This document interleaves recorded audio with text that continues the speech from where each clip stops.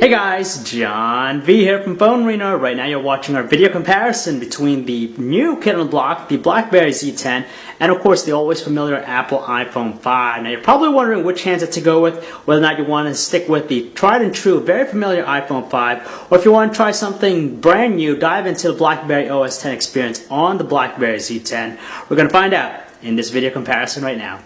Just looking at the two, it's quite obvious that there are similarities between their designs, but we have to still go with the iPhone 5 just because it has just a more solid build quality to it. On top of that, it just feels like the bit more premium handset between the two, especially when they're going to be both priced at $200 to your contract.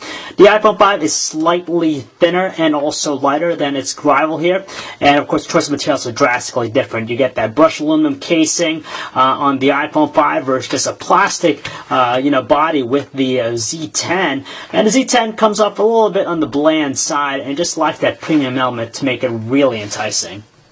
So above the displays, they feature the same items. You have, of course, the earpieces, you have light and proximity sensors, front-facing cameras, a 2-megapixel one on the Z10 versus the 1.2-megapixel one in the iPhone 5. They both had the ability to shoot 720p videos, but we do appreciate the one thing on the Z10, which is actually an LED notification light.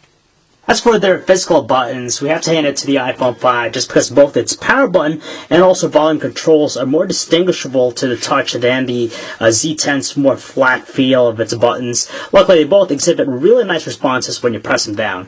When it comes to charging data connectivity, we definitely appreciate the standardized ports on the Z10. You have a micro USB port for charging data connectivity, and of course you have Apple's new proprietary Lightning port. In addition to the Z10, it also features a useful micro HDMI out port for quick and easy video out functionality. In the rear of both handsets, we have their 8-megapixel autofocus cameras with LED flashes. They both also have the ability to shoot 1080p videos. Nowadays, most of the high-end smartphones out there feature closed designs, so you don't have access to their batteries. So that's why I really appreciate the BlackBerry Z10. It actually has a removable battery. In addition to that, you have also a very useful micro SD card slot to increase its storage capacity. 16 gigabytes inside of it. The iPhone 5, of course, comes in 16, 32, and 64. And finally, with the Z10, it also features NFC. Even though it might look that both handsets have the same size displays, it's actually the Z10 that has the larger and higher resolution screen between the two. It's a 4.2-inch 768 by 1280 IPS LCD panel versus the iPhone 5's 4-inch 1136 by 640 IPS LCD display. So on paper, the Z10 has the higher pixel density, but honestly, they're both very sharp and it's really negligible. It's really hard to tell which one's the better between the two, just because in the zoomed out view in the web browser, we're still able to make out fine details even from a normal viewing distance away. Now the difference here is just the color reproduction. They're both IPS LCD panels, but the iPhone 5 just has a little bit more of a warmer tone to it. It gives it a sense of vibrancy, so it does come off slightly more appealing to the eye. But the biggest thing here is just the viewing angles. The iPhone 5 maintains its clarity, whereas the Z10 has a slight distortion to it at extreme angles. They're both great for outdoor visibility, but we get the slight advantage to the iPhone 5. Essentially, it comes down to the platform experience. You have iOS versus BlackBerry 10. We'll hand it to BlackBerry 10 for having a slightly more polished look thanks to the heavy usage of various transition effects that we really appreciate. Just like the lock screen, you have this cool fading effect and also this neat stacking effect with the app panel. But as you can tell here in the home screen, they kind of look very similar to one another. But there's just a little bit better polished look with the BlackBerry 10 experience.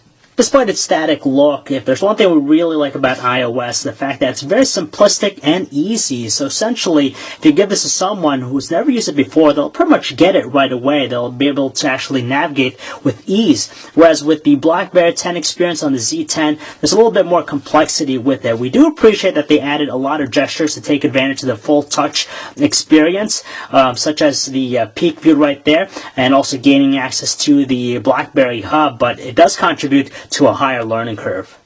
Notifications are handled differently with both platforms. With iOS, we just like the fact that it's quickly accessed in the notifications panel. You just do a swipe down feature, and from here, you can quickly see them. It's not a hassle. With the BlackBerry 10 experience, you can get into peek view by using the gesture like so. It just tells you how many notifications you have, and you could move to the right to get into your BlackBerry hub. Now, there's a little bit more work in getting access to it, and that's the thing about it. And from here, it breaks it down to different types of notifications. You could view everything in a unified inbox with the hub, or you could just check them out separately.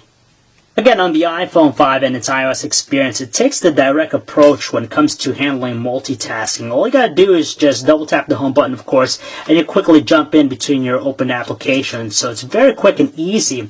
But though with the BlackBerry 10 experience, we definitely like the more visual polish it has to offer. For example, when you're in an application, just do the swipe up gesture, and from here, it just minimizes it and puts it as an active frame. Now, there's this section here in the home screen of BlackBerry 10 just for the active frames, and we do like the fact that some applications, very few right now, when you minimize them, for example the weather one, it turns into a mini widget of sorts, which is very useful. At their core, both handsets excel when it comes to the messaging experience. They both feature very responsive rates. On top of that, spacious layouts. You have voice dictation